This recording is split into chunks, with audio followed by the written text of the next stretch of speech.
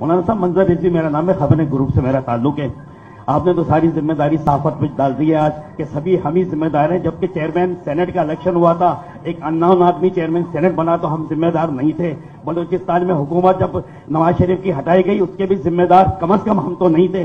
تو اب کسی جگہ ہم اگر خاموش ہیں اس کے یہ معنی نہیں ہے کہ ہم حمایت کر رہے ہیں. جمہوریت کے ثمرات مولانا صاحب جو ملنے چاہیے تھے عوام کو وہ نہیں ملے ہیں. لوگ ڈکٹیٹر کو بہتر تصور کر رہے ہیں. ہمیت طیب اور دکان پیدا کیوں نہیں ہو رہا کہ فوج آئے تو ہماری پوری قوم سڑکوں پہ آ جائیں. تو یہ تو سیاست دانوں کے لیے بھی سوچنے کی باتیں ہیں. 40 سال ہو گئے بنگلہ دیش آزاد ہوا تھا، وہ ترقی کر گیا، ہم بہت پیچھے رہ گئے. سندھ کا حال آپ اپنے برابر جو مولانا بیٹھے ہیں ان سے پوچھنا، اگر یہ جمہوریت ہے تو کم از کم مجھے تو اس جمہوریت سے آپ معاف کر دیں. میرے خیال میں جو آپ فرما رہے ہیں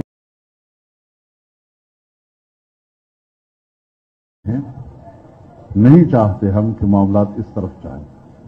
یہی عام آدمی کے احساسات ہیں اور ملک پر اس قسم کی بلائیں اس لیے مسلط کی جاتی ہیں تاکہ عوام پھر ہمیں بلائیں، مایوسیوں کا ایک ایسا ماحول پیدا کیا جائے.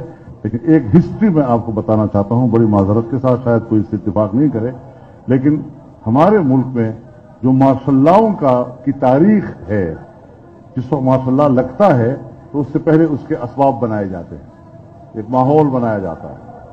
پھر جب وہ آتے ہیں تو جیسے ایک نجات دہندہ کے طور پر آتے ہیں. لیکن ایوب خان کا ماشاء اللہ 1968 میں آیا اور 1958 میں آیا اور 1960 اور 62 تک انہوں نے آپ کے 3 دریا بیچ دیے.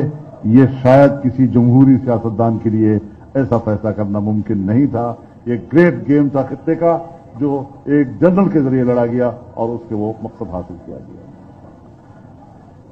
شیخ مجیب الرحمان کو حکومت نہ دینا اور بنگالی کو بغاوت سے ابھارنا اور ملک کو تقسیم کرنا، یہ کسی سیاستدان کی ہمت نہیں ہو سکتی تھی.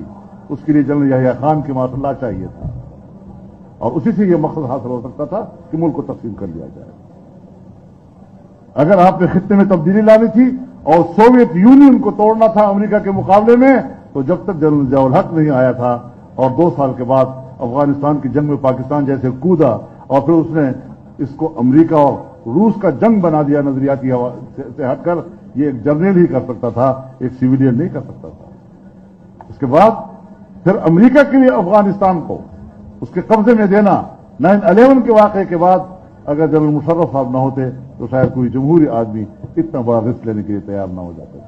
تو اس لیے بین الاقوامی گریٹ گیم کا جب بھی ہم حصہ بنے ہیں، ہم نے اس قسم کی مارشلائیں لگا کر اور اس قوت کے ذریعے سے وہ بین الاقوامی جو گیم ہے اس کو پاکستان نے امپلیمنٹ کرنے کی کوشش کی ہے. یہ ماضی ہے، اگر میں غلط ہوں تو میری رہنمائی کی جائے، لیکن ایک پاکستانی کی حیثیت سے میرے احساسات ہیں، میرا جو مطالعہ ہے وہ آپ کے سامنے پیش کرتا ہوں. آپ ضرور اس کا تجزیہ کریں اور میری رہنمائی بھی کریں.